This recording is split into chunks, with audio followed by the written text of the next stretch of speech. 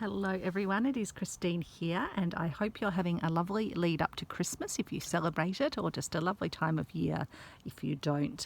And the craft I'm going to be showing you today, I'm going to be creating a Christmas necklace featuring these little yo-yo baubles or Suffolk puff baubles, but it equally can be made for any time of year, either as a necklace, and this is one that I wear all the time, or to make a garland that again you could have up at any time of year, particularly if you use just little fabric scraps like I have in all different colours.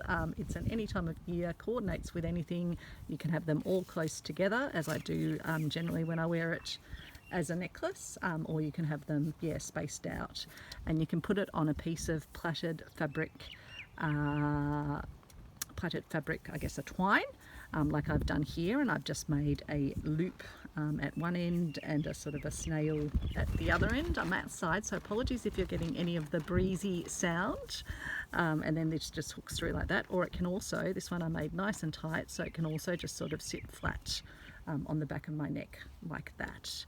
So I just love how colourful they are, I love how tactile they are, how soft and squishy. You might have also seen in one of my recent videos, and I'll link to it, I also made an Ort ball garland or necklace. I haven't decided which this will be. It's perfect size for a necklace, so that may well be the case. So I'll include a link to that in the description below this video. But in this video, I'll be showing you how to make these little yo-yo baubles. And for this necklace, for Christmas Day, I think is when I'm going to wear it. I am thinking that I will put it on this piece of baker's twine, which I've somehow managed just in the time that I've been setting up to put a knot into that I didn't want. So let's just take the knot out, there we go. And I've put a little bead bauble crystal at one end, and I've made another little loop at this end. And what I'm going to do, and there's a little fly buzzing around as well, the joys of filming outside, but it's such a beautiful day that I thought it'd be a shame not to sit outside. And so to easily thread it through the centers of these little baubles, and they all have a little center bit. I'll show you with this one by putting my finger in there. I'm just going to put a piece of thread through the little loop I've made at one end.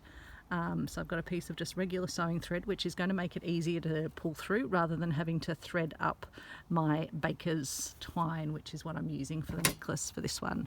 But you could also put them on a regular, if you've got a chain, you can put them on an existing chain. It's a very flexible idea. You could also make them as little dangly decorations. And so I'll use the end of my needle, because I don't need the pointy bit of my needle, sorry, and I need to find the proper center. There's the center of it. So we'll go green, we'll go red, we'll go green. I think I'll probably go for, oops, is that the center? No, that's the center there. Green, and which one will I use? This one I think I'll use. Red, that's 4. I'll probably do another green one I think for this and have 5 of them on there, although I could do another 2. We'll see how we go. But yeah, as simple as that. If you wanted to, you could space them out. You could even combine your Ort balls and these sorts of baubles. They'd go really, really well together. So that's the idea. So I can use this one. I'll take this bit out of the way down there.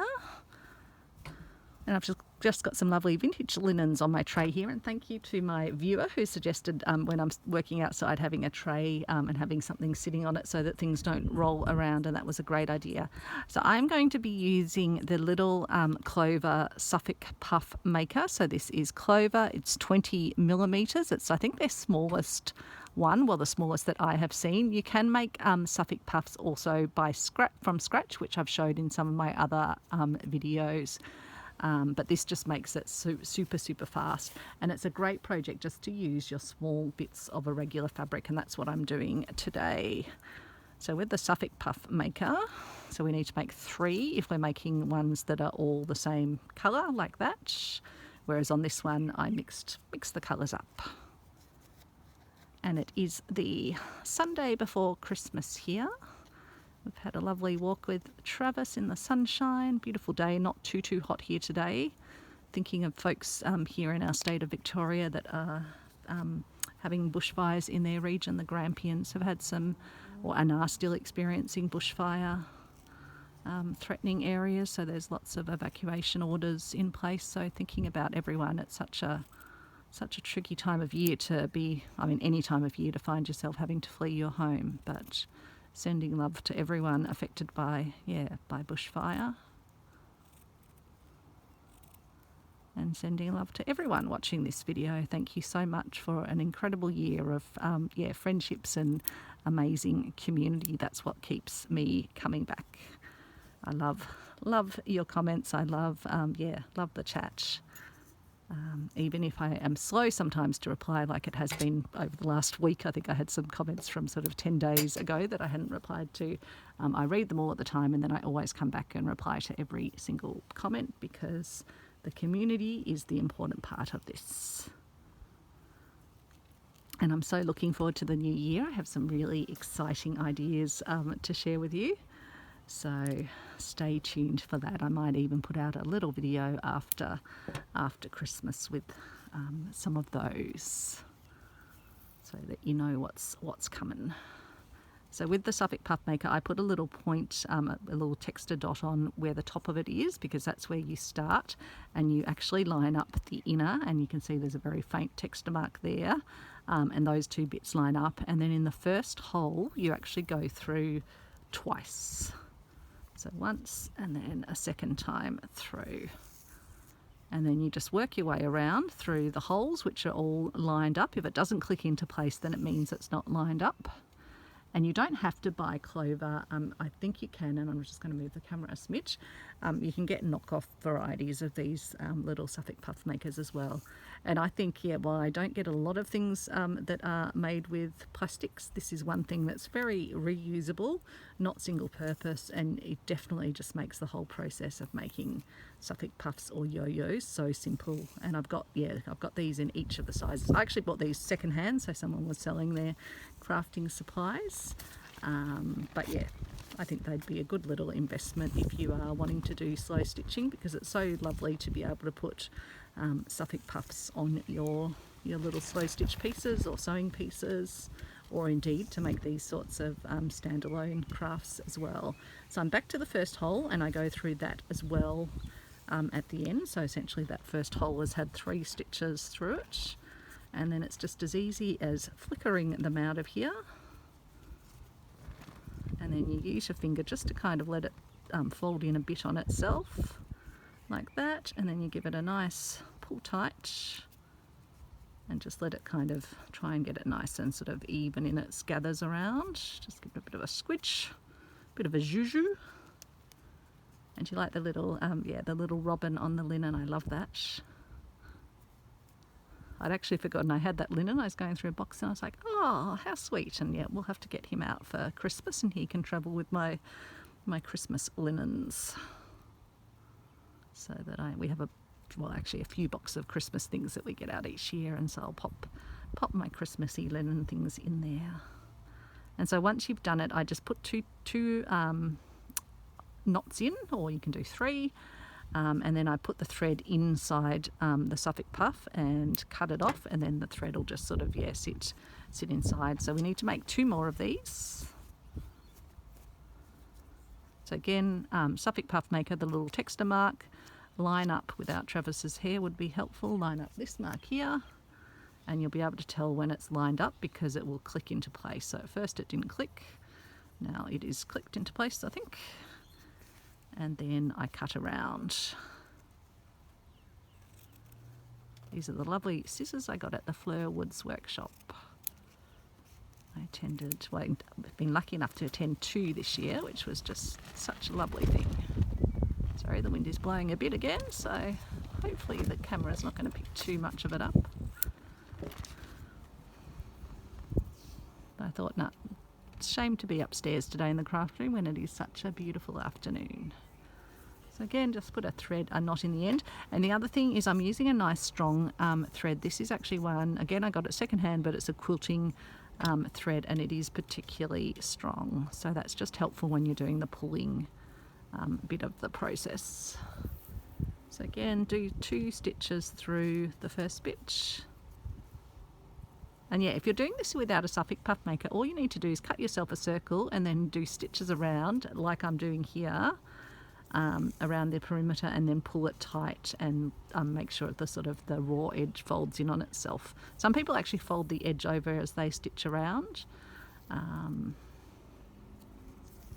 but this works just fine. With the Suffolk puff maker, yeah, it just makes it so simple. You can do it so easily in front of the TV or in front of watching YouTubes, etc. It's a great one. I've just been sort of accumulating jars of Suffolk puffs. When I have a little scrap, I just make one. And there may well be a project idea involving them as well in the new year. I have so many project ideas though. It's just the challenge of time. If someone could gift me unlimited time to craft, that would be the best Christmas present. But like many, gotta have a job to pay the bills. But I'm lucky I do enjoy my job too. I enjoy the people I work with, and it is nice to have that sort of connection. I'm just going to get rid of the tail on my end of my thread. It's usually easiest to do that before you start, and then pull it nice and tight, and then just put some little stitches through to anchor it. It smells like someone might be starting up their barbecue or something. I think it's about 3 or 2:30 maybe now, 3 o'clock, not sure. So I've done my 2 knots, and then I'm just going to put my needle into my thing, pull it a little bit tighter, and then trim it off, and that will just spring back into the fabric. So that's 2 done. So put a knot back in the end of my thread. So yeah, we'll probably have time to make another one, in which case we can have 7. I always like to have odd numbers of things on my whatever I make, really. I generally try for an odd number. Okay, Suffolk puff maker. So even though this is a scrap of fabric, it would make a lot of these little tiny Suffolk puffs. So these are very useful even for your tiniest scraps of fabric. But do keep even the bits that you have left, because I will be sharing in the new year lots of scrappy projects. I think they're just such a fun thing to do, because you can use even the smallest little scraps to make amazing little mosaic projects.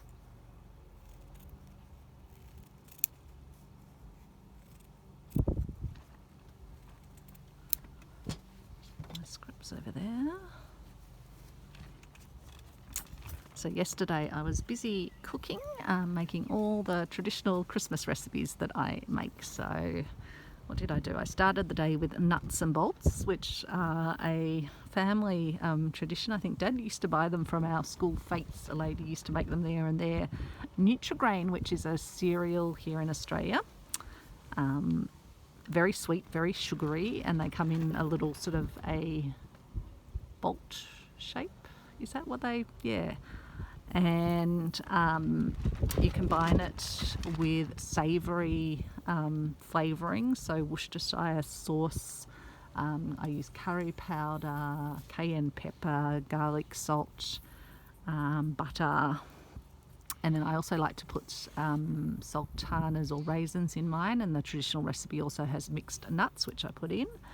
And you mix all of the spices together, pour it over the Nutrigrain, put it in the oven, and bake it with the nuts, and then I add the raisins at the end, and it's very Moorish, and it's a lovely little food to have with drinks, or a lovely little appetizer to have with drinks.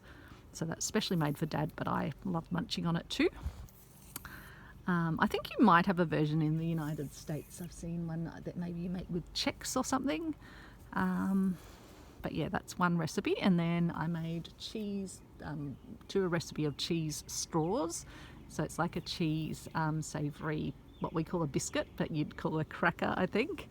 And yeah, put a bit of cayenne pepper and a little bit of curry powder in those as well. And this year I used like a tasty cheese with also a parmesan in it. So beautiful cheesy little biscuits, and I cut them out with a star shape. And then after that, what did I do next? I think I did the shortbread. So make a glacé ginger shortbread. a very, very short shortbread, lots of butter. They're absolutely delicious, very decadent, but beautiful. And so yeah, I make the mixture, I then pop it in the freezer so it goes nice and hard, and then I actually just slice it, so I roll it in baking paper so it's in a sort of a roll shape, and then just cut the little rounds and they go straight on the baking tray and get baked like that. So I'm going to put the 2 knots in here, and then we can actually, with this piece of thread, we can start the process of stitching this together.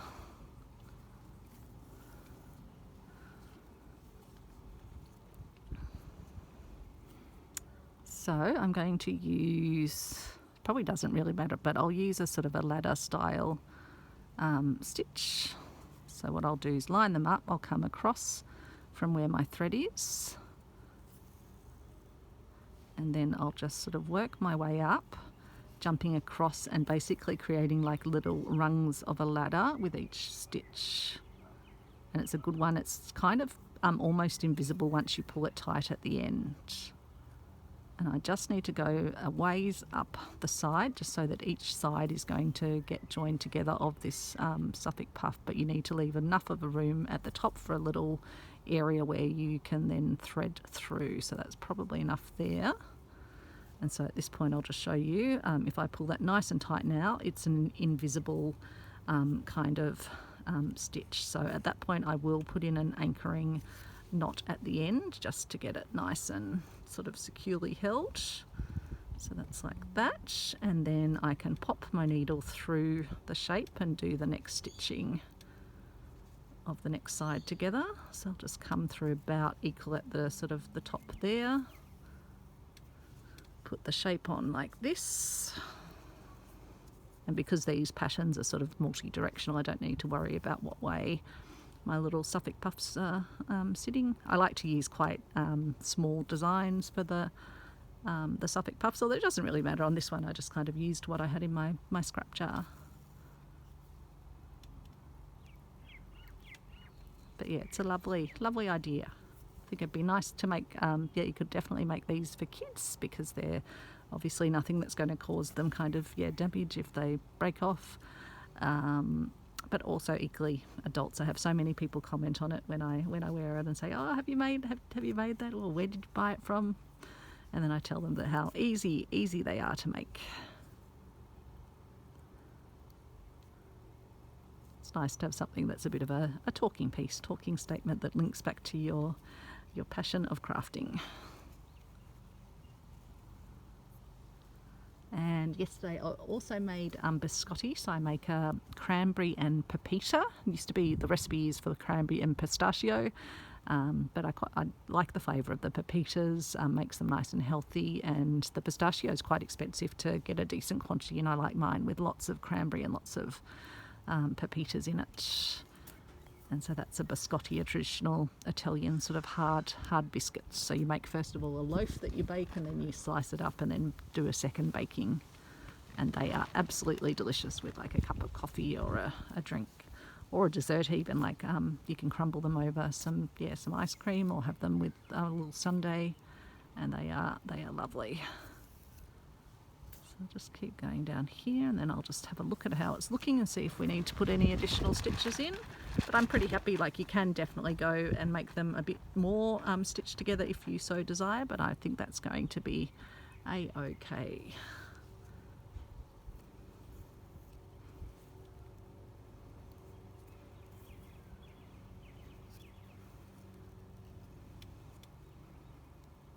There we are. Just do one more knot for good luck. Someone was laughing at all my knotting for good luck in the comments. We all have our idiosyncrasies, don't we? Okay. Oops, I think I've just made a loop. Yes, I did. That's okay. We'll just trim that off there. Okay. Where is my little necklace? Might even be able to thread this one using the bauble without having to re-thread my needle. Yes, I can even fit the bauble through. So I probably don't need to make you watch me making yet another one. That's probably enough to give you the idea of the process, but I think I'll proceed to then yeah, make another green. Oh, in fact I didn't want to put that green one on there because that's where another green one already is, so let me just put a red on first and then we'll put the green on.